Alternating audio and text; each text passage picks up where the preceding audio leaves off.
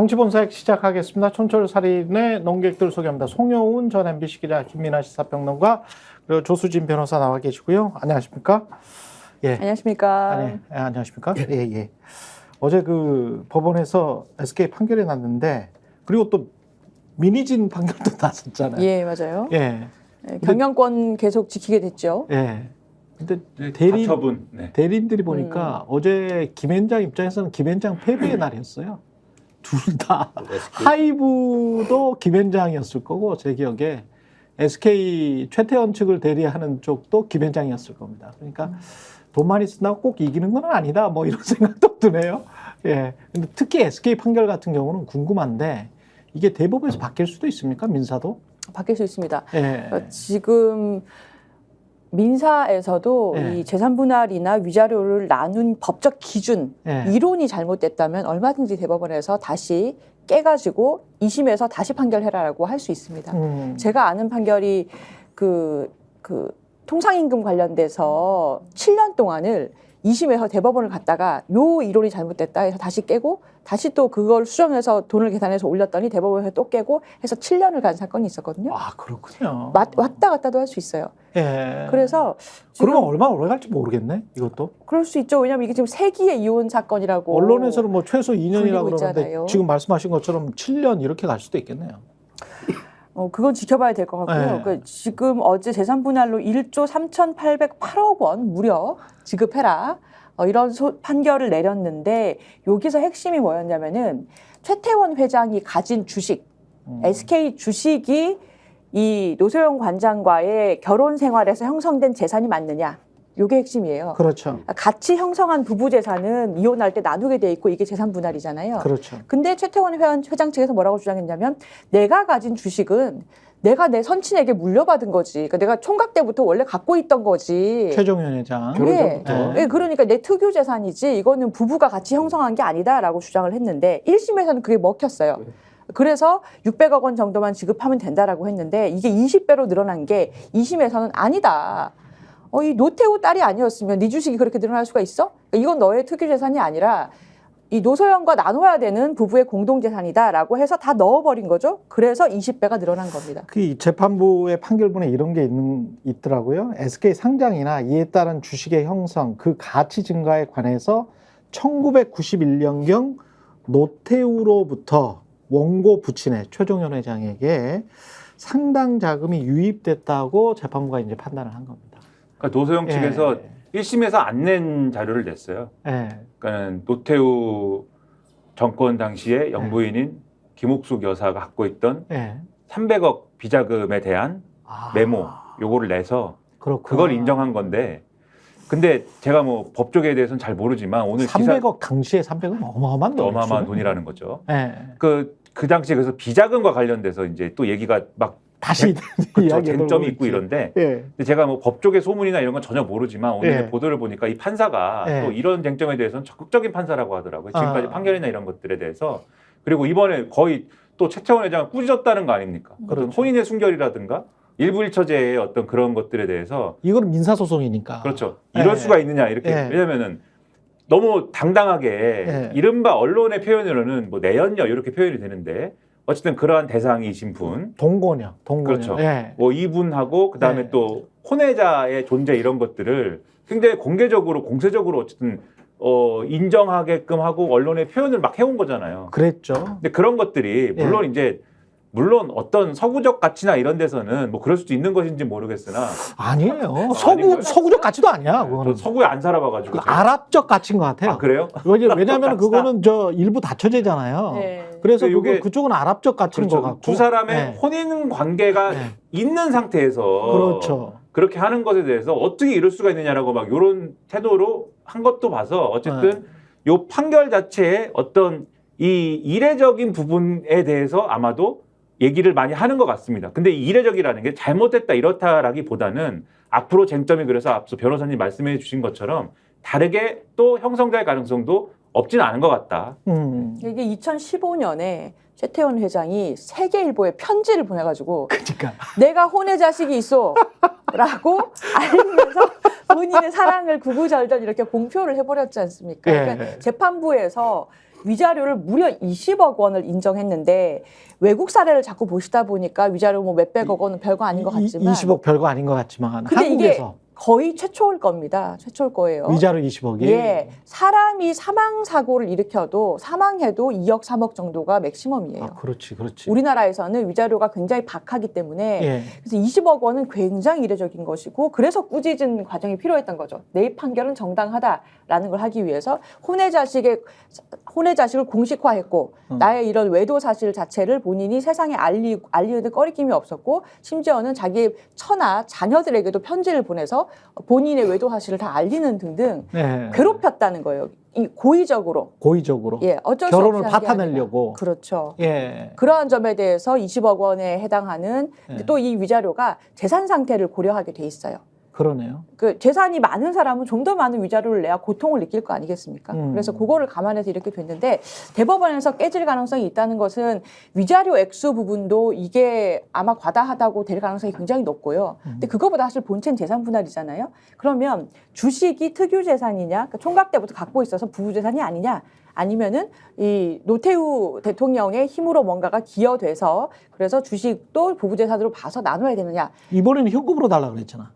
1조 3천억 원을 이쪽에서 그러니까 노소영 측에서 현금으로 달라고 그랬어. 그렇죠. 현금으로 줘야 주식이 되는데, 아니고. 그렇죠. 예. 현금으로 줘야 되는데 예. 그러니까 만약에 이제 저는 이제 변호사도 아니고 법조계 이사도 아니니까 예. 그냥 뭐 장사미사의 어떤 시각에서 이게 만약에 대법원에서 뭔가 이제 확정이 되거나 할 때 1조 3천억이 최태원 회장이 없을 거잖아요. 현금으로. 현금으로는 없지. 그렇죠. 그러면은 지금 이게 이 보도가 지금 뜨거운 관심사가 되어 있는 게 예. 1조 3천억 어떻게 마련하지? 예. 지분을 내놔야 되나? 이렇게 되는 거잖아요. 예. 근데 기사들이 아마 그렇게까지는 아닐 걸, 경영권은 뭐 방어할 수 있을 걸 이렇게 가지만 예. 혹시 몰라? 뭐 이렇게 되니까 지금 주가가 약간 흔들리고 주가가 흔들리는 게 아니라 아주 제가 올라가죠, 흔들린다고 SK 가. 얘기한 건 예. 변동성이 커졌다라는 얘기를 변동성. 예. 저는 사실은 어제 오전에 째려보고 있었거든. 아니 SK 를. 그래서 오늘 해설이 살려고요? 너무 살려고? 아까워. 저 오늘 해설이 제가 주식을 모르니까 이해가 안 되는 게 예. 경영권 분쟁이 일어날 가능성을 예상해서 매수세가 늘었다 이렇게 돼 있어요 기사들이. 그렇죠.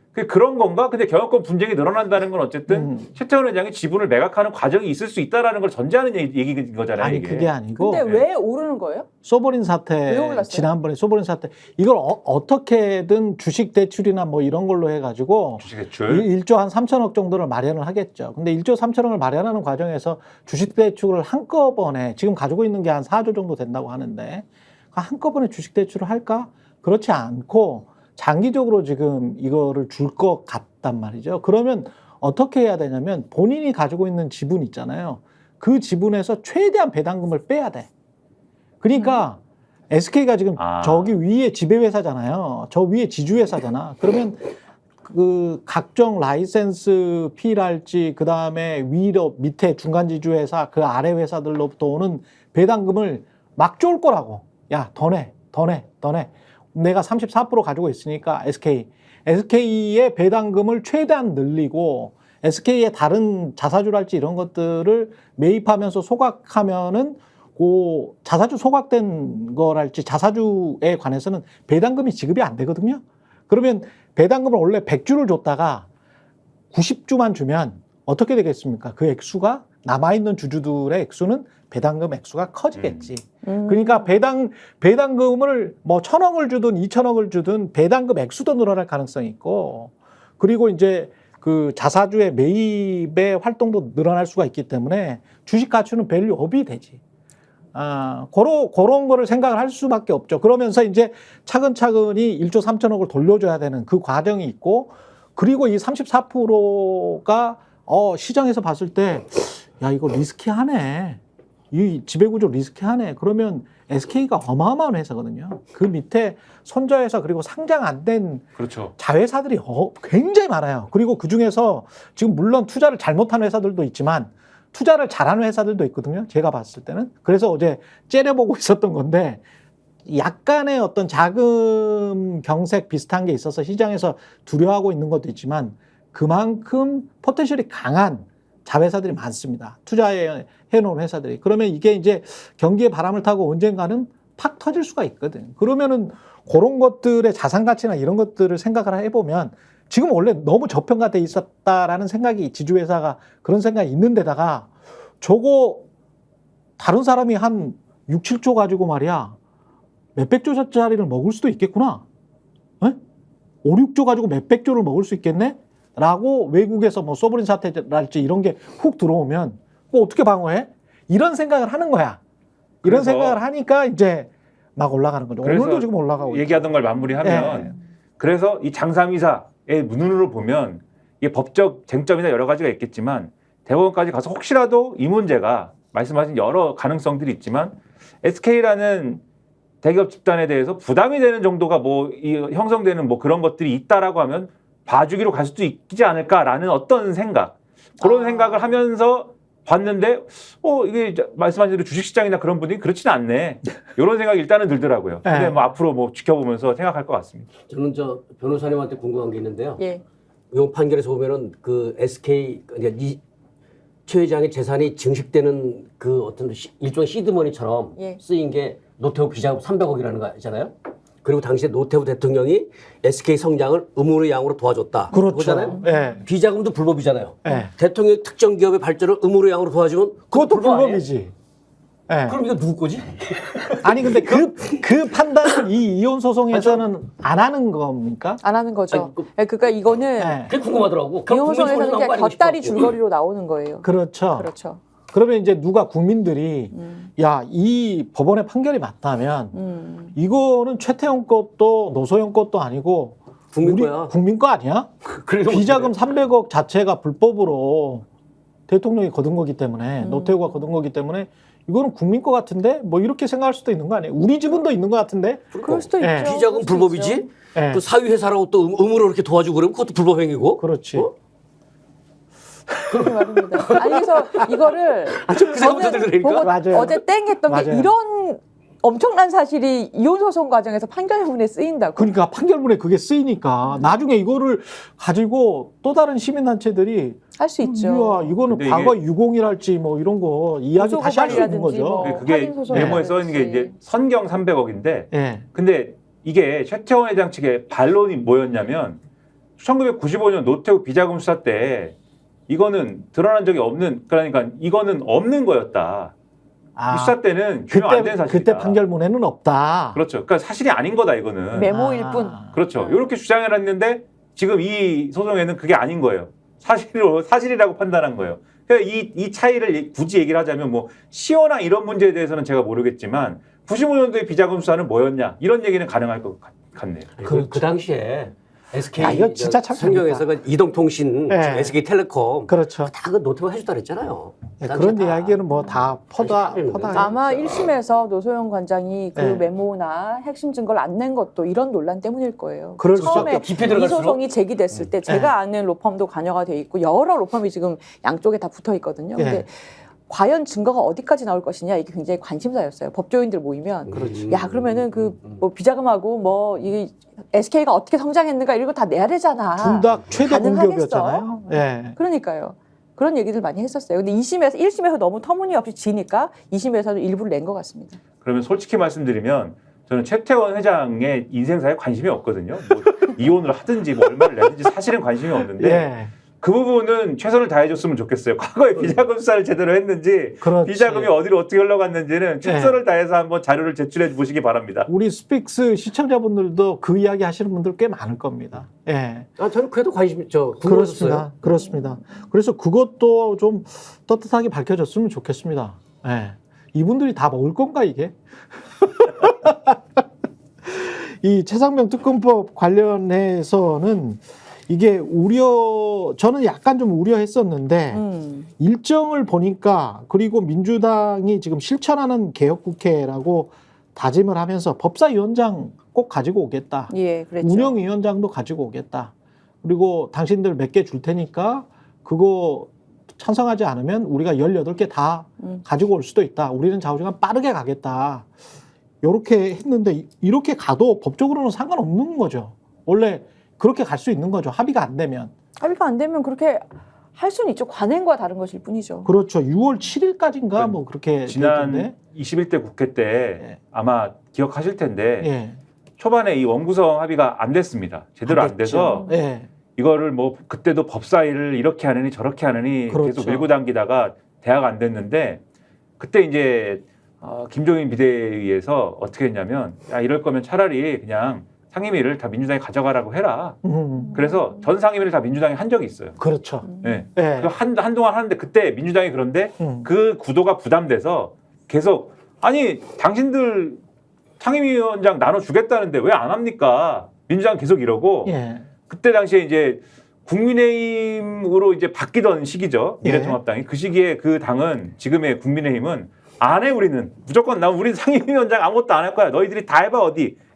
너희들이 다 독재해. 이러면서 몇 달 그런 적이 있어요. 몇 달까지는 아니고 뭐 하여튼 한두 달 그런 적이 있습니다. 그렇죠. 근데 그러다가 이게 어쨌든 그 체제로 가다가 결국은 계속 민주당이 뭐 합의하자고 그래가지고 나중에 나눈 거거든요. 의석수대로 관행으로 돌린 거거든요. 그 전례를 이제 돌아보면 결국은 합의가 안 되면은 그럼 미국처럼 하는 것도 미국처럼 이 다수당이 상임위원장을 다 가는 것도 어떤 법상의 위배가 있거나 이런 건 아닙니다. 법에는 어차피 본회의에서 상임위원장은 뽑으면 되도록 돼 있기 때문에 예. 위배가 되는 건 아니지만 결국 이제 남은 거는 관례를 지키지 않았다는 비판이 나올 때 그게 정치적으로 국민들에게 어떻게 다가올 거냐 이것만 이제 쟁점이 되는 것이죠.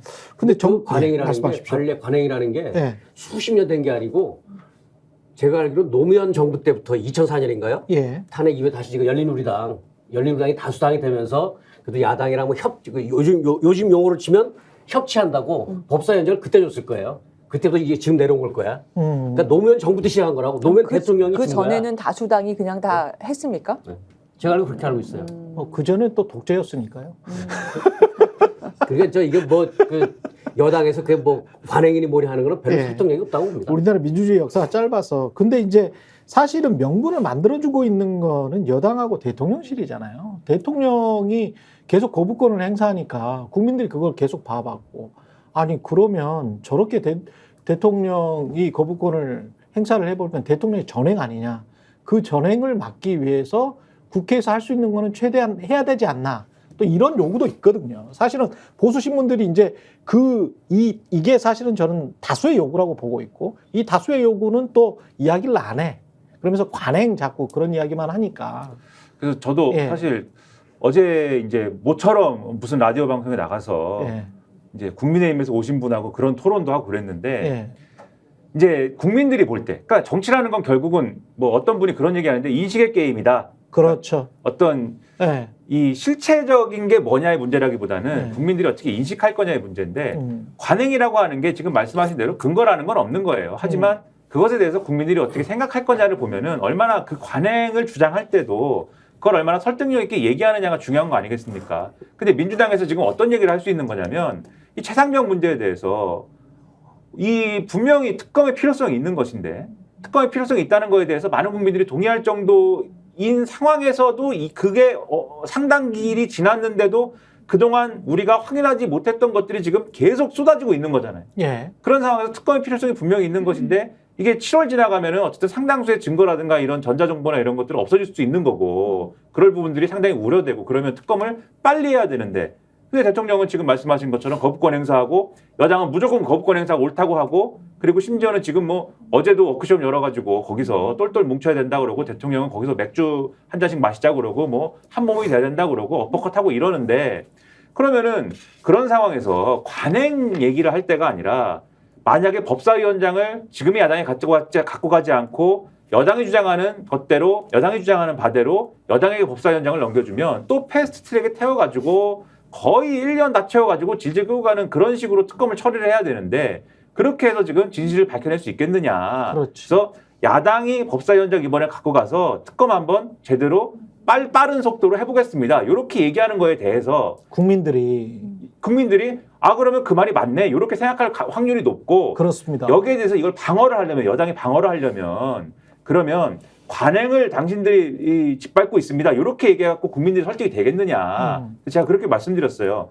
최소한 그런 주장을 하고 싶으면 특검을 받겠다라고 얘기를. 그렇지. 특검 문제는 우리가 이 여당 입장에서 특검 문제는 우리가 책임지고 대통령 설득하고 그리고 우리가 수용하는 쪽으로 풀 테니까 법사위원장, 상임위원장 어떻게 나눌 거냐의 문제는 현안하고는 관계없이 우리가 국회를 어떻게 운영할 거냐의 문제에서 논의합시다. 이렇게 얘기를 풀어야 국민들도 그러면 특검 문제는 좀 별개로 풀더라도 이거는 뭐 그게 관행이든지 국회 내 어떤 룰이든지 이런 걸로 풀 수 있겠구나 이렇게 생각을 할 텐데 지금 그런 구도가 아니지 않느냐 그렇게 말씀드렸거든요. 하다못해 정말 못하겠으면은 무슨 대안이라도 내놔라. 특검법에 대해서 이렇게 저렇게 바꾸면은 우리가 수용 가능하다라든지 대안이라도 내놔라. 그것도 아니지 않느냐. 무조건 안 된다라고 하면은 법사위원장에 대한 다른 주장이 뭐가 가능하냐 이렇게 말씀드렸는데 요지부동입니다. 근데 그러니까 특검 수정안을 얘기를 하시는 거군요, 그죠? 하다못해 저는 하다못해라고 말씀드렸어요. 하다못해라도.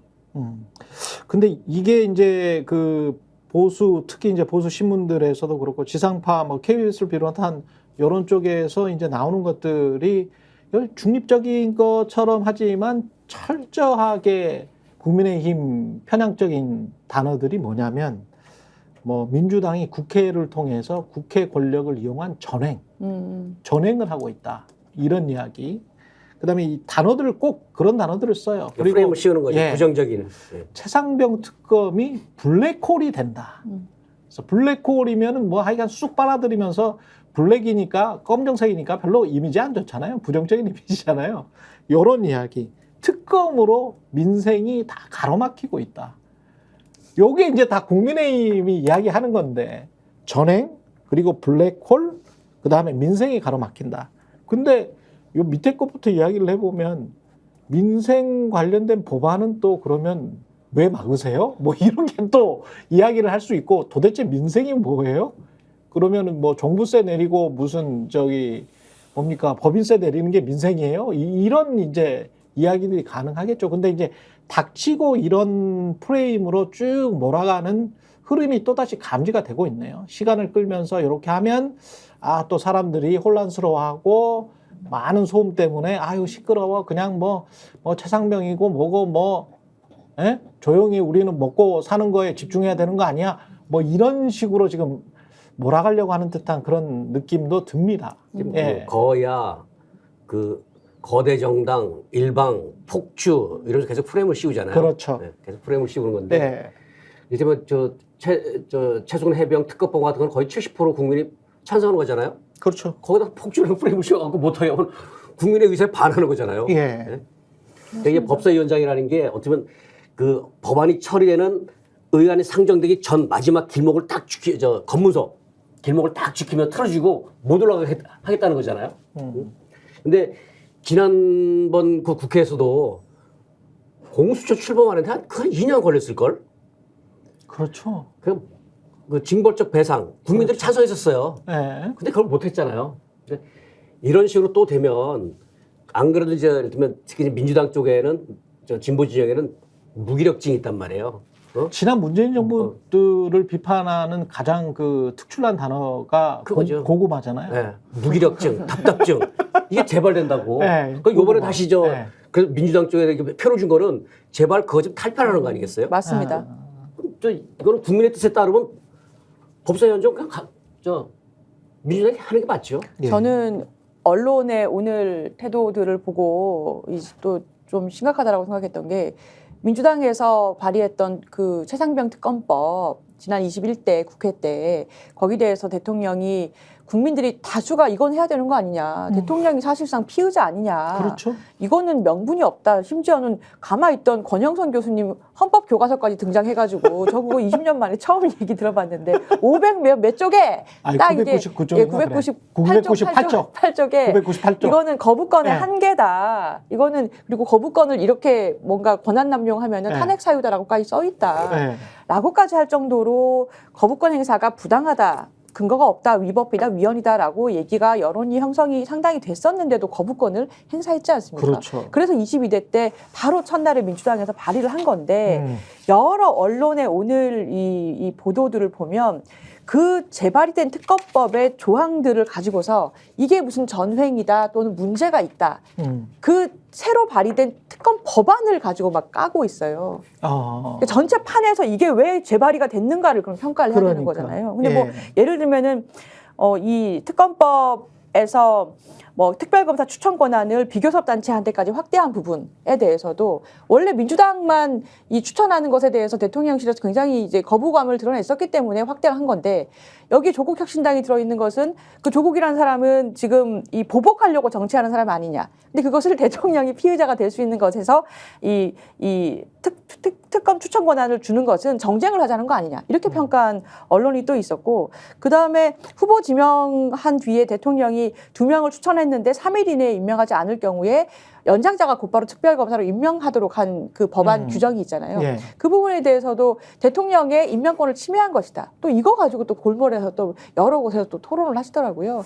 그러니까 그렇죠. 이렇게 이 세부적인 것에서 흠집내기를 하면서 물타기를 하는 것 같은 모습을 보이는 것은 저는 적절하지 않다. 이런 생각이 많이 들었습니다. 이 정권의 특징이 뭐냐면 이렇게 뭔가의 프레임을 형성하고 뭔가 어쨌든 보수 정권을 위해서 보수 언론들이 막 움직이는데 그것도 여당이 잘 감당을 못해요. 그러니까 아까 말씀하신 네. 최상병 특검 이런 걸 밀어붙이면서 민생 법안이 다 뭐 희생되고 뭐 이런 말씀하셨잖아요. 네. 근데 그 얘기를 따라가서 보수 언론의 결국 비판이 어디로 꽂혔냐면 여당은 왜 그래가 됐거든요. 네. 왜 그랬냐면 21대 그러니까 이전에 국회가 마무리가 되면서 사실은 모든 국회는 마무리가 될 때 소위 말하는 그동안 처리 못했던 민생 법안이라든지 이런 거를 막 몇백 개씩 한꺼번에 처리하고 이러지 않습니까? 그렇죠. 이거 안 했잖아요, 이번에. 예. 최상병 특검법 거부권 행사와 관련돼서 재의결하느라고 재의결하고 나서 소위 말하는 전세사기 특별법이라든지 이런 것도 처리하려고 하니까 여당이 안 합니다. 그러고 나가버렸거든요. 그렇죠. 나가버리니까는 남은 여러 가지 민생 법안이라고 하는 것들은 처리가 안 된 채로 국회가 끝났어요.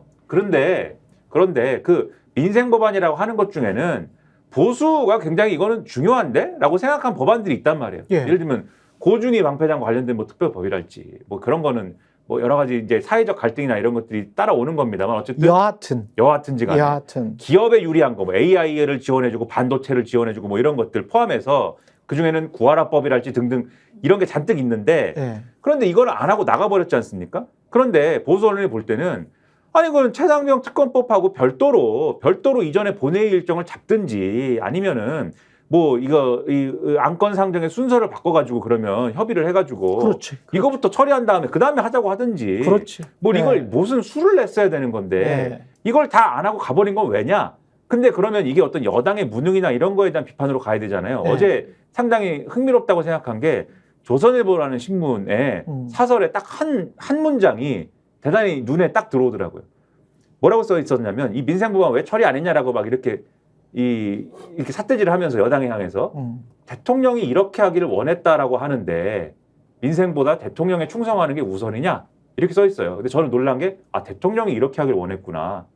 대통령이 소위 말하는 여러 가지 법안들 처리보다 최상병 특검법의 거부권 행사하고 그것에 대해서 재의결하는 거를 막고 그다음에 전세사기 특별법이라든가 정부가 반대하는 자신이 거부권을 행사할 그런 법안들에 대해서 더 이제 이 여당이 함께하는 거를 구도를 막는 것에 더 급급했구나 그런 게 보여서 결국은 이게 보수 언론도 그런 방식의 프레임을 통해서 방어를 형성할 수가 없다. 그 제가 볼 때는 이번에 새로 시작하는 국회에 대해서도 이 특검법에 대해서 이런저런 흠을 잡지만 저는 결국 마지막에 가면 이거는 여당의 지금 행보에 대해서 제대로 방어할 수 없는 지경이 될 거라고 봅니다. 보수 진영에서도. 그래 전세사기 특별법 같은 경우도 저는 물론 이런 정치적인 의도나 이 정도까지 생각을 해서 계속 그걸 막고 거부하고 마지막 날인가요? 마지막 날 그 전에 그런 여당의 대안이 나왔잖아요. 10년 동안 그러면 계속 살게 해줄게. 만약에 사기를 당했으면 뭐 이런 대안이 나왔잖아요. 근데 이제 그런 대안과 그다음에 야당이 내놓은 법안의 차이가 뭐냐면 시장에서 놓고 봤을 때는 여당이 내놓은 법안은 그렇게 해서 그 대안을 하면 전세 사기를 당한 사람은 수동적으로 당하고 난 다음에 10년 동안 억지로 거주하게 되는 거지 않습니까? 근데 야당이 내놓은 것을 보면은 선구제를 한 다음에 나중에 후정산을 해주잖아요. 돈을 받고 그 집에서 나갈 수 그렇죠. 있는 거예요. 선구제를 하는 겁니다. 그러면 이게 시장한테 미치는 영향은 어떤 거냐면 빌라 시장 자체가 다시 활성화가 돼요. 빌라 시장에서 지금 마음 놓고 전세나 전월세를 하지를 못해 사람들이. 전월세를 못하니까 그게 어디로 쿠션이 가버렸냐면 이게 좀 3쿠션이거든요. 쓰리쿠션 가서 지금 아파트 시장으로 가고 있잖아요. 아파트 가격이 올랐잖아요. 예. 3, 4억 빌라 시장에서 이거 불안하니까 내가 전세 대출 좀 세게 받더라도 좀 한 2, 3억 받더라도 6, 7억짜리 아파트로 가자. 그러니까 아파트로 가니까 아파트의 전세가가 오르잖아요. 그러면 이게 정부의 의도가 아니기를 바랍니다만은 그게 또 매매가의 완충지를 만들면서 매매가가 다시 과거 수준의 뭐 95% 피크 수준으로 거의 돌아가고 있잖아요. 그러면 이 정부 들어서 처음부터 고금리나 뭐 이런 전반적인 것 때문에 자산 시장이 쭉 하락했고 특히 부동산 시장, 부동산 PF 때문에 뭐 전반적으로 안 좋았잖아요. 근데 정부가 하는 지금 일종의 행태를 보면 저 사람들은 아파트 매매가 시장을 그리고 본인들의 지역구, 강력한 지역구가 나오는 서울 수도권의 고가 아파트 시장을 떠받치기 위한 정책의 모든 초점이 그쪽으로 가고 있는 거 아닌가. 그래서 사실은 진짜 중산층이나 서민들의 아픔을 받고 그리고 아파트 시장을 살려주고 있는 거 아닌가. 그런 의심까지 드는 거죠. 그러니까 전세 사기 특별법에는 시장의 함의가 있거든요. 야당이 내놓은 법안에는. 근데 그런 것들을 언론도 이야기 잘 안 하고 그리고 여당에서는 그냥 해가지고 이렇게 넘어가 버린단 말이죠. 근데 이게 지금 빌라 사는 사람들이 주로 신혼부부, 젊은 청년들, 이른바 여당에서 계속 이야기해왔던 본인들이 지킨다는 미래 세대예요. 아니 요새 전세가가 올라간다 해서 왜 그러나 그러는데 최근에 얘기 들어보니까 딱 이해가 되네요. 그러니까 부자들의 자산 가치를 지켜주려고 그러니까요. 가난한 청년 세대 서민들에게 고통을 전가하는 거잖아요. 근데 그걸 대출로 참 나쁘네. 전세 대출로. 그러니까요. 빚이야 그것도. 네? 그렇게 해서 집부자들의 자산 가치 지켜준다는 거 아니에요? 그러니까요. 네? 아니 생각해보면 아주 나쁜 대통령이네. 궤심해요. 네? 그거를 궤심해. 아니 요새 전세가가 오른다는데 왜 그랬었거든. 아니 국토부 정도는 국토부의 관료들 정도는 제가 말하는 논리를 충분히 이해했을 겁니다. 이해하고 있었을 겁니다. 근데 이제 그 빌라 시장을 그래서 시장의 전문가들은 빌라 시장을 이거 활성화시키지 않으면 왜냐하면 우리가 지금 아파트가 많은 것 같지만 서울 수도권의 40% 정도밖에 안 돼. 빌라 굉장히 많아요. 많아요. 네, 빌라 굉장히 많습니다. 그러면 그거를 이렇게 활성화시키지 않으면 그걸 믿고 들어갈 수 있게 활성화시키지 않으면 아파트 시장 전체 주택 시장까지 영향을 주는 거지. 근데 국토부에서 그걸 모를 리가 있나? 그러니까 이 중에 아마 빌라라고 하면은 제가 빌라 전문가인데. 예, 빌라 전문가. 여기에서 빌라 전문가. 빌라 매매 전문가가 아니라 그냥 빌라에 대한 전문가. 빌라 전세입 빌라에 대한 전문가. 빌라라는 건물에 대한 전문가인데. 그렇죠. 근데 이제 빌라에 대한 얘기를 하려고 하는 게 아니라 그러니까 빌라라고 하는 그런 시장들이 그렇게 됐기 때문에 결국 젊은 세대도 그렇고 지금 말씀하신 하여튼 젊은 세대가 과도하게 전세 대출을 받아가지고 아파트라든가 좀 더 안전한 쪽으로 쏠리게 되는 그런 부담을 져야 되는 상황들이 속출하고 있는 거잖아요. 지금 현상이 나타나고 있어요. 문제는 전세 대출을 과도하게 받는 것의 문제가 뭐냐라고 했을 때는 이자 부담이 커지는 거 아니겠습니까? 그렇습니다. 이자를 엄청나게 실제로 낸다는 기사를 제가 봤어요. 이자를 엄청나게 내고 이자를 엄청나게 내는 게 어떤 양으로 연결되냐면 버는 돈도 크지 않잖아요. 젊은 세대는. 그렇죠. 버는 돈이 크지 않다 보니까 쓸 돈이 그냥 이 이자를 내느라고 없어지는 거고 이게 그러면 소비의 어떤 위축이나 이런 걸로 이어질 수밖에 없는 거고 경제가 침체되는 거죠. 소비가 줄으니까. 그렇죠. 이 개인의 입장에서는 실질적인 불행인 거예요. 그건. 그렇죠. 불행하게 만들고 있어요. 이걸 의도했다라고 하면은 사람들을 굉장히 불행하게 만들면서 고액자산가들의 어떤 자산 가격의 하락을 막아주는 그러한 결과로 이어지게 만들었다라는 건데 그렇다면 참을 수 없죠. 저는 그게 이제 고의적으로라고 지금 보신다면 그건 저는 어떤 사람이 그렇게까지 악랄한 계획을 세울 수 있는가라는 게 조금 의문인데 전 사실은 자본주의적인 사고, 그러니까 돈을 무상으로 주면 안 된다. 라는 사고 때문에 대출이 해답이다라는 기조였잖아요. 계속해서 정부에서. 그렇죠. 보수 정권이. 그러니까 이게 도덕적 해이를 우려해서 이 돈을 빌려주고 언젠간 회수하는 걸로 해야지 아무리 저소득층이거나 아무리 집값이 아무리 올라서 저소득층이 못 사거나 청년층이 못 사더라도 회수할 수 있게 해야지 무상으로 뭔가를 지원해? 이건 안 돼. 이거는 공산주의적이고 이것은 도덕적 해이를 가져오고 자본주의 시장을 교란시키기 때문에 안 돼라는 생각을 못 벗어나는 데서 오는 한계라고 봐요. 그것도 좀 있어요. 그러니까 네. 계속해서 대출을 농어촌에 했듯이 농어촌에서 그 우리 농업이 굉장히 FTA 때 쇠퇴하면서 그때 했듯이 계속해서 대출을 무리한 대출이라도 계속 내주는 식으로 예산 운영을 하니까 그렇죠. 그러면은 젊은 층에서는 사실은 가처분 소득이 이자 내라고 줄어들기 때문에 오히려 집을 구매할 수 있는 구매력이 더 줄어드는 거예요. 당장은 좋지만 예. 상속받을 게 없는 사람들은 계속해서 이제 악순환에 빠지는 거죠. 그렇죠. 이 전세사기 네. 특별법이 그러니까 얘기를 다시 되돌아가 보면 그 거부를 한 것이 고의는 아닐지라도 예. 관료들이나 이쪽에서는 충분히 예측 가능한 거 아닙니까? 아니 국토부에서는 이 파장이 빌라 시장이나 아파트 시장의 움직임을 계속 알고 있을 관측하고 거 있기 아니에요. 때문에 이거를 이게 모를 일은 없을 것 영향의 같아요. 파장이 예. 어디로 퍼져나가서 결국 누구에게 부담을 알 거 아니에요. 전형적인 풍선 효과거든요. 이거는 전형적인 고의는 풍선 아니어도 효과예요. 이건 굉장히 문제가 많은 거지. 예. 그리고 이제 이게 우리 전에도 한번 얘기했지만 정부에서 그러니까 뭐 3조 4조를 그냥 주는 게 아니라 부상권을 청구하게 되면 국가가 훨씬 더 효율적으로 하죠. 그렇죠. 그 예. 집주인이 어디 도망가 있어도 재산 빼돌렸어도 아니 그저 다 나오잖아요. 예. 네? 훨씬 빠르죠. 그래 돈이 그렇게 많이 들어간 것도 아닌데. 그리고 사실은 기업 구조 조정할 때 이 뭐 저 다 기억하시겠지만 IMF 이후에 기업들 구조 조정 먼저 했습니까? 먼저 하지 않고 구제해주고 난 다음에 구제 금융 실시하고 약속 지켜라 이렇게 했거든요. 근데 약속을 지킨 기업들이 그렇게 많지 않고요. 진짜로 도덕적 해이가 일어난 사람들은 그 오너들 자식 딸들 지금 제가 그거 한번 다큐멘터리로 만든 적이 있는데 98년에 그 일이 일어나고 난 다음에 제가 2004, 5년에 한 5개 재벌 기업들의 아들, 딸들을 찾아다녔어요. 막.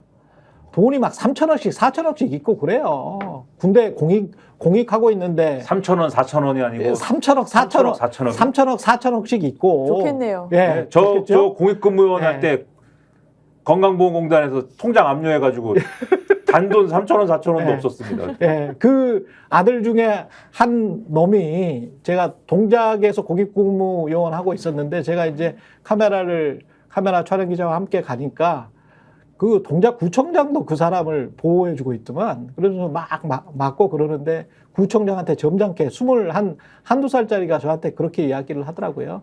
놔두세요. 이분들도 먹고 살려고 그러는 거겠죠. 오늘 그 전세사기 특별법 좋다. 오늘 예. 스피드 좋다. 예. 그 법이 어떤 요소인지 쭉 펼쳐놓으니까 먹고 살려고 먹고 살려고 저렇게 기자질을 하는 거겠죠. 라고 하는데 제가 그때 31살 됐을 겁니다. 근데 야 진짜 주먹 날아갈 뻔했으면 주먹 날아갈 뻔해. 야 어린애가 딱 그 이야기를 하니까요. 그러면서 이제 본인은 아무 노력 없이 근데 구제금융을 할 때 우리가 어떻게 했습니까? 금 모아가지고 나라 망한다고 서민들이 구제금융 해준 거예요. 근데 그 아들, 딸들은 그렇게 잘 살고 있는 거예요. 그거 어디서 다 떼왔겠습니까? 그거 다 자기들 기업들에서 다 떼와가지고 자기 돈인 것 마냥 그렇게 쓰고 있잖아요. 그러니까요. 아까 에? 다시도 앞에서 얘기했지만 SK가 이만한 기업 될 때 그 두 사람이 아버지 그렇지. 두 사람이 했겠어요. 똑같은 거지. 네?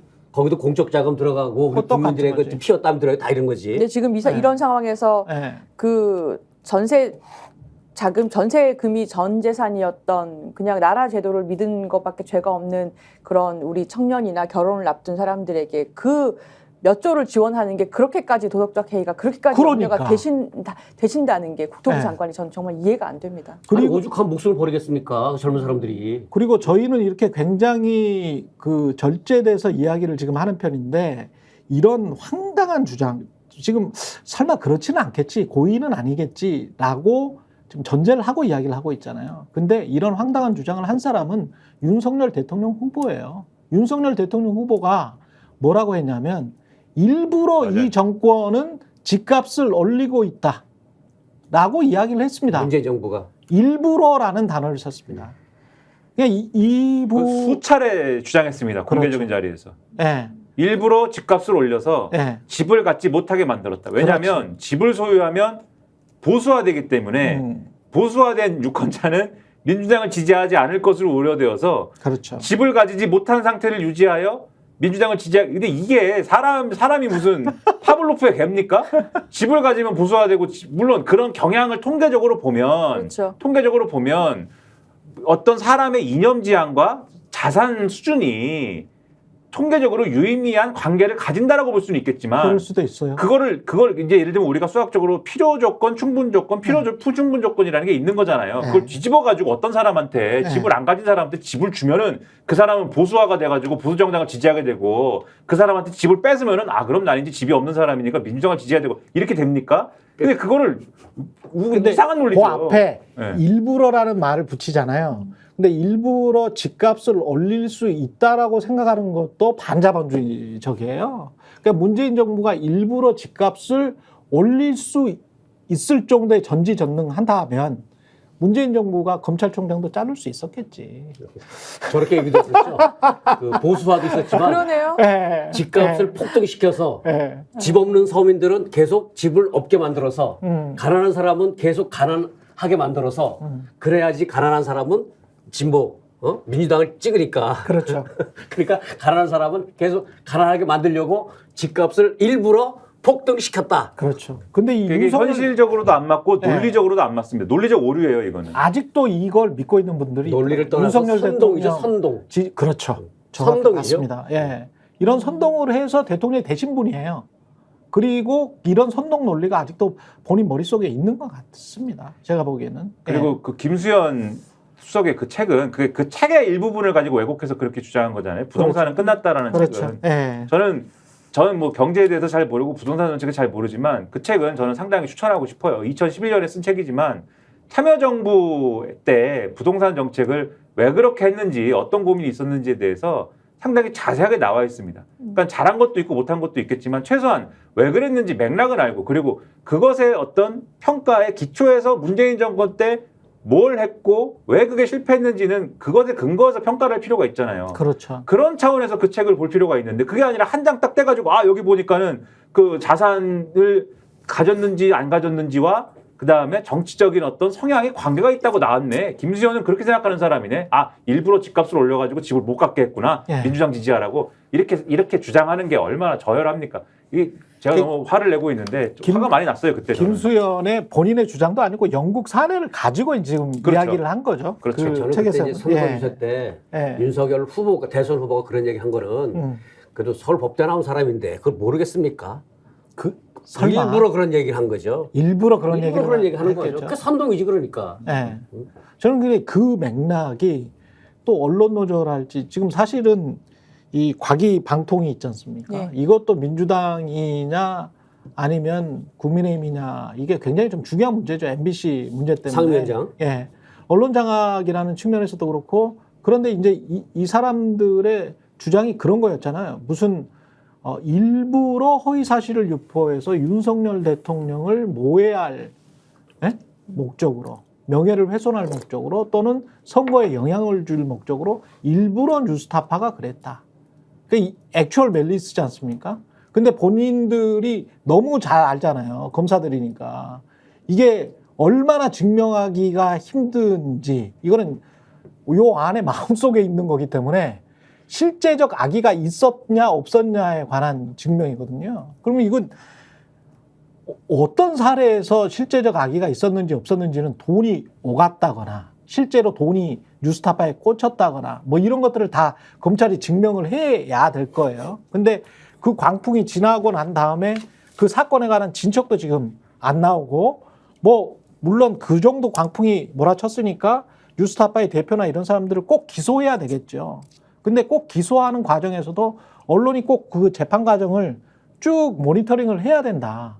일부러 뉴스타파가 그랬으면 정말 사형을 받아 마땅한 범죄라고 저는 생각을 합니다. 김기현 대표의 말대로.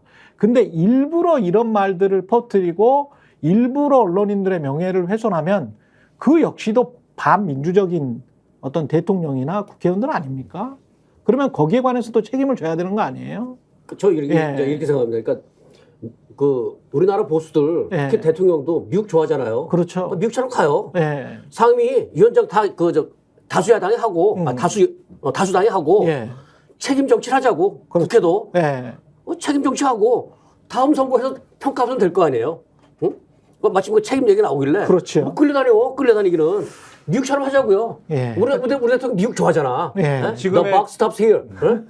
국회도 그렇게 하자고. 예. 지금의 보수 정당이 자기들이 야당일 때는 예. 얼마나 자유를 부르짖었습니까? 사실 네. 그때도 사실은 100% 자유를 중시하는 정당이고 세력이야라고 믿지 않았지만 예. 하지만 얼마나 그렇게 부르짖었으며 지난 정권에서 문재인 정권이 뭐 언론을 장악하고 탄압했다 이런 얘기를 얼마나 강하게 주장을 하면서 독재를 독재. 네, 그 말기에 문재인 정권 말기에 그 무슨 법이죠? 언론중재법인가요? 뭐 그거 할 때 예. 그거 할 때 그때 우리도 비판했잖아요. 그 예, 시도에 대해서는 그렇죠. 언론 노조도 비판했고 그러지 예. 말라고 했는데 예. 어쨌든 그런 것에 대해서 언론의 자유를 지켜야 된다면서 막 부르짖었거든요, 막. 그렇죠. 그랬던 사람들이 자기들이 정권 잡으니까 바로 언론 장악하고 바로 짓밟고 바로 무슨 이건 심지어는 제가 보니까 방송사 내부에서 장악당하는 쪽의 방송사 내부에서 사람들이 뭐 삼삼오오 모여갖고 무슨 얘기를 하느냐. 예. 이명박 때도 이러진 않았어. 이런 얘기를 막 한단 말이에요. 근데 이명박 때는 정말 대놓고 방송 장악했잖아요. 국정으로서 나서가지고 막 방송 장악을 하고 그 플랜을 그렇죠. 짜가지고 막. 근데 시간이 굉장히 오래 걸렸고요. 그렇죠. 이 정부는 정말 전격 무슨 기동대 해병대 상륙작전 하듯이 상륙작전 하듯이 며칠 만에 다 끝내버려요. 그러니까 이명박 네. 때도 이러지 않았어의 핵심이 뭐냐면 이명박 때는 겉 포장지라도 들키지 않으려고 하는 뭔가 시도라도 했어. 한 9개월 걸렸어요. 그러니까요. 그 네. 포장지를 뭔가 그래도 매끄러운 걸 좀 덮어놓고 하려고 한 거잖아요. 네. 똥을 뭔가 그래도 덮어놓으려고 쌌는데. 신문지로 덮어놓고서는 이렇게 간 거잖아요. 네.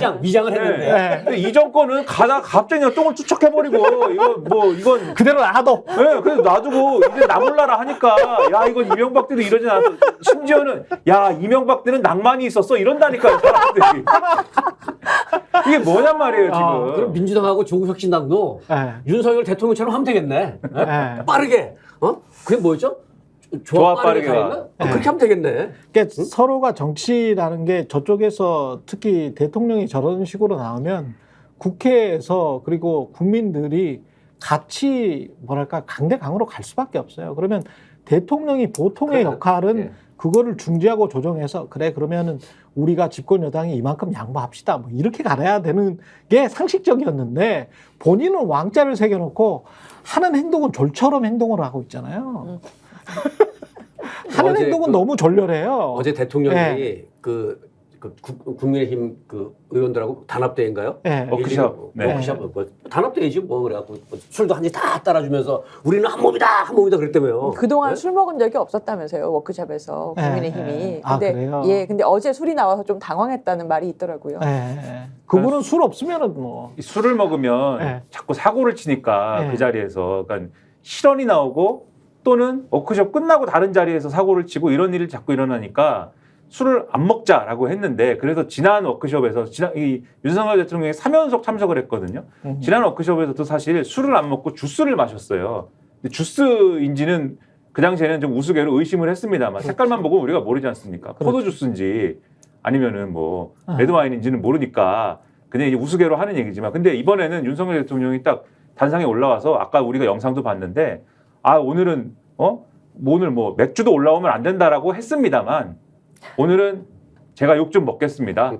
맥주 한 잔씩 술 먹자. 네, 맥주 한 잔씩 제가 돌아가면서 다 드릴 테니까 축하주 드릴 테니까 오늘은 뭐 한 잔씩 합시다. 그래서 맥주를 마셨다는 거예요. 근데 뭐 맥주를 뭐 마시는 것 자체가 뭐 죄는 아니니까 그렇죠. 맥주를 마셨다에 대해서는 말하고 싶지 않은데 그렇게 해서 하려고 했던 게 뭐냐. 아까도 말씀하셨듯이 우리는 한 몸이다. 그리고 똘똘 뭉치자. 대통령 만세. 그리고 그 자리에서 했던 여러 가지 얘기들을 다 종합을 하면 탄핵에 대비해야 된다. 그렇죠. 탄핵만은 막아야 그렇죠. 한다. 네. 박근혜 정권 때 우리는 탄핵을 스스로 한 죄인이다. 이런 얘기를 막 하면서 윤석열 대통령이 어떻게 수호해야 된다는 얘기만 쭉 했고 끝나고 나서 언론에다가 요 중진 의원이라든가 초선 의원이라든가 이런 분들이 불만을 갖고 한 얘기들을 들어보면 아니 워크숍이라는 거는 예를 들면 이번 22대 국회는 우리가 어떤 생각을 가지고 어떻게 임하느냐를 집단으로 모여가지고 뭐 분임 토론도 하고 생각을 모으는 자리인데 그 결과 예를 들면 1호 법안은 이런 거다. 그리고 요런 어떤 로드맵을 가지고 이 대응을 한다. 국회에 대해서. 이런 걸 얘기하는 자리인데 맨 탄핵을 막자 거부권이 있으니까 든든하다. 108석 절대 적은 숫자 아니다. 대통령 믿고 가면 된다. 이런 얘기를 하면 우리는 그럼 앞으로 어떡하냐. 정책이라든가 뭐 이런 건 없는 거냐. 이런 불평들 자기들끼리도 한단 말이에요. 근데 그런 자리를 왜 만들었습니까? 결국 대통령이 특검 막아줘야 되고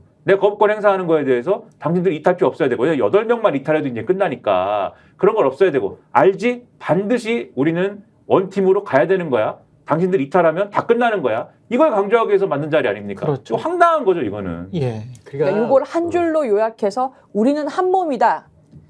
당신들하고 내가 한 몸이니까 나를 지켜달라. 그 얘기를 한 거예요. 예. 그러면 저거예요. 그러니까 한 몸, 우리는 하나다. 우리가 남이가 나 지켜줘. 응? 내 거부권 그 행사할 때 날 지켜줘. 이거 아닙니까 이거? 그럼 부부도 한 몸이니까 그러면 대통령과 국민의힘은 한 몸. 그럼 김건희 여사도 한 몸이네. 그렇게 되네요. 예, 대통령도 지켜주고 김건희 여사도 지켜주고 국민의힘은 그러면 국민을 지켜주는 정권이 돼야 되는데 정권이고 집권 여당이 돼야 되는데 대통령과 김건희 여사를 지켜주는 그렇게 지금 완전히 그렇게 비춰지는 거예요. 아니, 그러면은 이 지금 그 불만이 나왔다는 게 제가 이해가 되는 게 국민의힘 의원들은 이런 줄 대통령하고 한 몸 되는 줄 알고 의원을 나섰는지 하고 국민들은 그걸 알고 대통령하고 대통령 부인하고 한 몸인 걸 알고 그 후보를 찍었는지 그 위임의 범위를 벗어나는 거 아니냐는 말이에요. 한 몸대로 지지한 거 아니죠. 다 섞여버렸어. 디올백과 주가 조작과 대통령의 최상병 혐의자로서의 윤석열과 그리고 국민의힘의 입법기관으로서의 국회의원들이 다 뒤섞여 버렸어요. 나라가 어떻게 가는 겁니까? 그러니까 걱정되는 게 한 몸이 대통령과 여당만이 아니고 여기 보수 언론이 같이 끼잖아요. 그렇죠. 보수 언론이 지금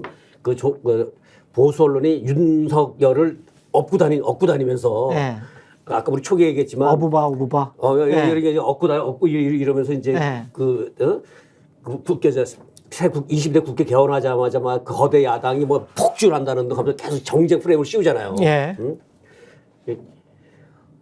어지러워질 것 같아요. 국민들이 눈을 똑바로 뜨고 봐야 될 것 같습니다. 요즘에 프레임에 넘어가지 말고 업고 다니다가 답답한지 가끔 내려놓고 삿대질하고 막 이러다가 또 업고 다니다가 또 답답한지 또 내려놓고 뭐 이러다가 하는데 근데 계속 이러다 보니까 당내에서도 엉뚱한 데 기대를 하는 거예요. 혹시 그래도 한동훈이 와서 윤석열하고 한판 붙을라나 뭐 이런 거 자꾸 기대를 하고 한동훈 전 위원장은 그러다 보니까 뭐 지구당 얘기하고 막 이러는데 지구당 이야기하고 그러니까 한동훈 위원장은 원외 지구 쪽에 원외 당협위원장 할 만한 사람들이 자기를 지지하니까 이런 거를 내놓는 거예요? 그러니까 지금 지구당 얘기는 얘기를 할 게 아니고 최상병 특검에 대해서는 어떻게 할지를 얘기해야 될 거 아닙니까? 그렇지. 그런 얘기를 해야지. 지구당은 사실 관심이 있습니까? 사실 저 같은 사람들은 관심이 있어요. 왜냐하면 지구당 위원장 한번 하려고? 그렇다기보다는 어디입니까? 소수 정당을 해봤던 사람들은 소수 정당 활동을 해봤던 사람들은 지구당이 있어야 된다고 생각을 하게 돼요. 왜냐하면 이게 딜레마인데 지역 활동을 열심히 해야겠다. 지역 활동에서 뭔가 대안을 만들어야겠다. 정말 교과서적인 지역 정당 활동을 해봐야겠다라고 생각을 하면 그게 지구당이라는 형태의 그 사무실도 있어야 되고 지역 활동하는 상근자도 있어야 되고 이런 형태를 중앙당이 지원할 수 있어야 되고 필요하다라는 생각을 하게 되는데 정당법에 법적으로 지구당 사무실을 둘 수 있고 거기에서 좀 돈도 거둘 수 있고 사람들과 정치적인 어떤 행동도 할 수 있는 그런 사무실이 필요하다는 거죠. 근데 지금도 소수 정당일수록 그렇게 할 수는 있는데 이게 중앙에서 지원을 하면 바로 불법이에요. 중앙에서 지원한 불법입니까? 그러니까 결국에 중앙당들은 선거 때든 아니면은 보조금을 받게 돼 있잖아요. 국가 돈을 받지 않습니까? 그 돈을 지구당이라는 이름으로 지역에 내려서 어떠한 물적 토대를 운영할 수 있느냐 없느냐 결국 돈 문제거든요. 사람하고 사무실을 운영하는 돈이 중앙에서 내려오면 불법이에요. 동네 사람들이 알아서 걷어서 하면은 그거는 노터치입니다. 합법이에요. 근데 진보 정당들은 정당들의 경우에는 소수 정당의 경우에는 현역 의원이 없기 때문에 지구당을 이렇게 지역에 운영할 수 있게 예산을 쓸 수 있게 되면은 현역 의원이 없는 상태에서도 곳곳에 물적 토대를 운영할 수 있게 되기 때문에 굉장히 유리한 것이고 그런데 일반적인 민주당이든 국민의힘 같은 경우에는 지역마다 본인들 국회의원이 있잖아요. 그렇죠. 국회의원 사무실이 어차피 운영이 되기 때문에 특별히 지구당의 필요성을 많이 느끼지 못하고 있었던 거죠. 그렇죠.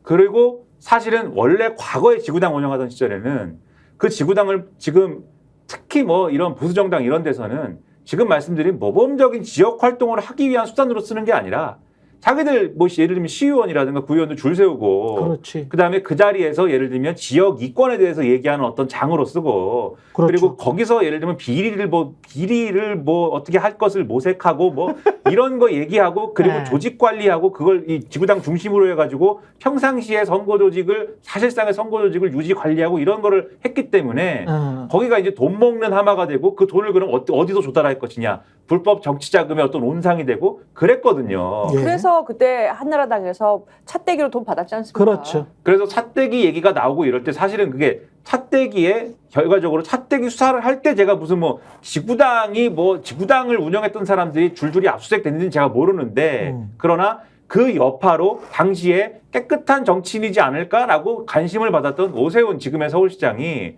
지구당을 없애면 정치에 들어가는 조달 비용이나 이런 것들이 많이 감소하고 또 어떤 부정부패 온상인 그러한 현실이 없어진다라는 논리로 지구당을 없앤 거예요. 그런데 한동훈 우리 그 독서 좋아하시는 그 독서광이신 한동훈 전 비대위원장은 지구당이 갑자기 왜 필요하냐는 거예요. 왜 그런 거냐? 이걸 이재명 당대표도 지금 지구당 부활에 관해서 이야기를 그렇죠. 하고 있고. 이게 왜 그런 거냐면 예. 국민의힘이 지금 말씀하신 대로 그동안은 국회의원들이 있었기 때문에 그 이전까지는 국회의원들이 잘 나갔기 때문에 국회의원 없는 동네에서는 사실 지구당이 없는 슬픔이 있었지만 그 슬픔은 민주당하고 국민의힘이 의석수가 차이가 많이 안 나면 각자 그냥 안고 가는 슬픔이에요. 너나 나나. 그러네. 너나 나나 비슷한 슬픔이다. 예. 근데 의석수가 불균형한 상태가 지금 연속 2번 이어지게 된 거잖아요. 그런 상태에서는 앞으로도 그럴 것 같고. 그렇죠. 예. 국민의힘만 안고 가야 되는 슬픔이에요. 이거는. 나만의 그리고 슬픔. 그렇죠. 그리고 이게 어떤 현상이 일어나냐면 민주당은 지금 한 어떤 지역의 경우에는 네. 거의 3선 이상을 국회의원 조직이 유지가 되는 지역이 상당한 지역이 생긴 것이고 그 지역에서 역으로 얘기하면 국민의힘의 경우에는 3선 이상 그러니까 한 12년 이상을 조직이 없는 상태로 살아야 되는 그런 지역이 있는 거고 그런 지역일수록 그러면 더더욱 앞으로는 어려워질 거 아닙니까? 그렇겠습니다. 그래서 그 지역의 예. 원내위원장들 같은 경우 특히 어디입니까? 수도권이죠. 수도권이겠지. 수도권 원내위원장 같은 경우에는 지구당이라는 최소한의 물적 토대도 없이 지금 어떤 정치 활동을 하라고 하면 우리는 앞으로 가망이 없어요. 이렇게 생각을 하는 상황인데 그 와중에 한동훈 전 위원장이 지구당을 되살립시다 라고 하면 이건 너무나 반가운 가뭄의 단비 같은 얘기가 되는 거죠. 그래서 그렇지 않아도 마음이 좀 한동훈 전 위원장을 지지해가지고 뭔가 좀 도모해볼까 하는 마음이 있는데 여기에 이렇게 좋은 말씀을 또 해주시니 아 역시 한동훈이야 이렇게 될 것을 기대하고 한동훈 전 위원장은 이런 걸 쓰는 게 아니냐 이런 생각인데 저는 여기에 두 마디 덧붙이고 싶은 게 첫째, 아까도 말씀드렸듯이 특검에 대해서는 얘기를 해주시고 둘째, 그 말씀을 하는 것도 좋은데 지구당 말씀을 하는 것도 좋은데 지구당이 뭔지에 대해서 일단 확실하게 아시는 것부터가 필요하다. 지구당에서 과거에 어떤 일이 일어났는지 그 한나라당 계열에서. 그렇죠. 그리고 한 가지 더 제가 프레임을 바꿔서 문제를 제기를 하자면 지구당이 없는 지금은 그러면 돈을 안 쓰나? 그것도 아니죠. 그러니까. 그게 아니에요. 그러니까 제가 들은 바로는 지역으로 내려가면 내려갈수록 선거 때 돈을 많이 쓴다는 거예요. 그리고 서울과 수도권이면 일수록 돈을 덜 쓴다는 겁니다. 거의 안 쓴다는 겁니다. 그러니까 지역에는 아직도 10억, 20억 이야기가 나오고 있고 최근에 들은 이야기인데 서울과 수도권은 진짜 안 쓰고자 한다면 하나도 안 쓸 수 있다는 거예요. 그럼 뭐죠? 인터넷이에요. 온라인을 통해서 투명하게 어떤 선거를 하고 물론 이제 이미 셀럽인 사람들의 이야기일 수도 있겠죠. 근데 이제 그런 것들을 활성화시켜주는 투명하고 온라인 활동을 통해서 주로 모이면서 의견을 조율하고 그러면 그게 이제 최소의 비용으로 할 수 있잖아요. 그러니까 과거처럼 대의원들 모여가지고 술 마시고 거기에 업자들이 끼고 그리고 그 업자들이 사실 이권 노려서 다음번에 당신 국회의원 되면 말이야 이렇게 해가지고 여기에다 길라줘 그러면 그 옆에 내가 땅이 있어 뭐 요런 구조였잖아요. 2000년대 초반 중반까지도 이런 구조였고 아직까지도 그런 거를 원하는 사람들이 불나방처럼 모여들고 있단 말입니다. 지역에는 특히 영호남 중심으로 해서 그냥 한번 깃발만 꽂으면 계속 특정 정당이 좌우하는 그런 지역일수록 부패가 심합니다. 실제로 부패가 심해요. 그리고 서울 수도권이나 이쪽이 부패가 덜한 게 계속 감시를 하잖아요. 사람들이. 감시를 하고 계속 째려보고 있거든. 그 언론도 여기는 굉장히 많고. 그러니까 여러 가지가 지금 사회적으로 제도적으로 뒷받침돼 줘야 되는 게 지역 언론의 활성화, 그리고 감시체제 구축, 그다음에 인터넷 온라인을 통해서 진짜 당심과 민심을 모을 수 있는 그런 지구당 조직. 그리고 돈 쓰는 거는 돈 쓰지 말라는 건 아니지. 돈을 자기들이 돈 내고 싶어가지고 뭐 5만 원, 10만 원 내서 그렇게 해서 같이 뭔가 정치적인 논의를 하자. 그거는 당연히 선진국가에서 다 그렇게 하는데 그렇게 해야지. 그렇게 하는데 항상 그 각자가 내자. 어떤 인간이 와가지고 소고기 사주면 그거는 의심을 해야 되고 그것부터는 이제 범죄가 된다라는 사실을 각인을 하는 그런 문화로 정치 문화가 정착이 돼야 되고 그게 지역에도 특히 영호남, 강원, 충청 이런 지역에도 널리 퍼져야 된다. 그리고 지구당을 만들려면 그런 식으로 운영이 돼야 된다. 서울 수도권에서 왜 돈을 덜 쓰고 지역에서는 아직도 10억, 20억 이야기가 나온 그런 말이 나오는지를 지금 같이 고민해서 생각을 해야 된다. 그래야 우리가 원하는 민주주의가 될 수 있다고 저는 보거든요. 그래서 지구당 부활을 마치 막 도식적으로 이게 이재명당 만드는 거야. 한동훈은 정치적으로 뭐 어째서 이거 지구당 만드는 거야. 이렇게 또 이렇게 그러니까 언론이 그것부터 접근을 하면 정말 바보를 만드는 거예요. 대중을, 국민들을. 지구당의 원래 과거, 지금 말씀하신 과거도 있지만 앞으로 그러면 어떻게 해야지 과거에 잘못된 거를 고칠 수 있지? 그러면서도 투명하게 갈 수 있지? 돈이 덜 들지? 그것도 정당 보조금도 다 국민들 세금 아닙니까? 예? 그래서 문제가 됐던 거잖아요. 차택이라는 게. 그래서 이제 그런 것들을 전반적으로 좀 봐야 된다. 그리고 돈을 그럼 무조건 안 써야 돼? 아니, 정치를 위해서 돈을 써서 좋은 사람들이 나타나고 논의가 활성화돼 가지고 효율적으로 의사결정을 빨리빨리 하면 그게 돈을 덜 쓰는 거예요. 그게 돈을 덜 쓰는 겁니다. 그게 정치의 효용성입니다. 그래서 정치를 활성화시키는 게 돈을 덜 쓰는 거다. 그 이야기도 해야 된다. 근데 돈 쓰는 거를 무조건 죄악시하면서 과거에 막걸리 먹던 그런 이야기, 그런 생각으로만 정치를 막 또 부정적으로만 묘사해서도 안 되는 것이고요. 예. 제가 여기 조금만 더 첨언을 하자면 그러니까 이게 지구당 논의가 아주 답답한 논의예요. 그러니까 아까도 말씀드렸듯이 지역활동 제대로 하려면 상근자 사무실 이런 거는 최소한 있어야 된다. 근데 그게 그것이 부패 온상이기 때문에 없어야 되고 한다면 최소한 지역에 이 뭐 200 몇십 개 지역구가 있는 것을 커버할 수 있는 인력은 있어야 될 거 아닙니까? 그럼 그런 인력을 중앙당 커버로 중앙당 티오로 채용해 줄 수 있는 거는 가능해야 되잖아요. 근데 그거는 또 중앙당은 이 당직자 한도가 다 정해져 있어요. 법에. 뭐 예를 들면 100명 이렇게 다 정해져 있어요. 그러니까 이게 앞뒤가 안 맞아요. 사실 우리 정치에 정당법이나 이런 것들이 지역 활동을 하라는 건지 하지 말라는 건지 그렇지. 이런 것들이 앞뒤가 안 맞아요. 그러니까 지구당 유무 요렇게만 접근하면 지금 말씀하신 것처럼 해결이 안 나고 그렇죠. 지구당이 필요한데 살리면 분명히 부작용은 또 살아나고 그것만 하면 그게 아니라 종합적으로 뭔가 정당법부터 시작해서 정치자금법과 그것을 감시하는 여러 가지 거버넌스적인 것들을 접근하지 않으면은 그렇습니다. 이 문제는 단순하게 해결되지 않는다 이렇게 말씀드리겠습니다. 예, 그러니까 정치본색 라이브 다음 주부터 시간이 바뀝니다. 월요일 6월 3일부터 오전 10시 50분으로 시간이 변경됩니다. 10시 50분. 예, 시간 변경됩니다. 10시 50분. 예, 꼭 본방사수 구독과 좋아요 꼭 눌러주시기 바라고요. 정치본색 여기까지 하겠습니다. 송용 기자, 김민하 평론가, 조수진 변호사였습니다. 예, 다음 주에 다시 뵙겠습니다. 고맙습니다. 저희가 얘기할 때 오셔가지고 라이브로 관전하시기 바랍니다. 반드시 주변 사람들 데리고 오시기 바랍니다. 구독, 좋아요, 알림 설정 해주시기 바랍니다. 좀 살려주십시오, 저 좀.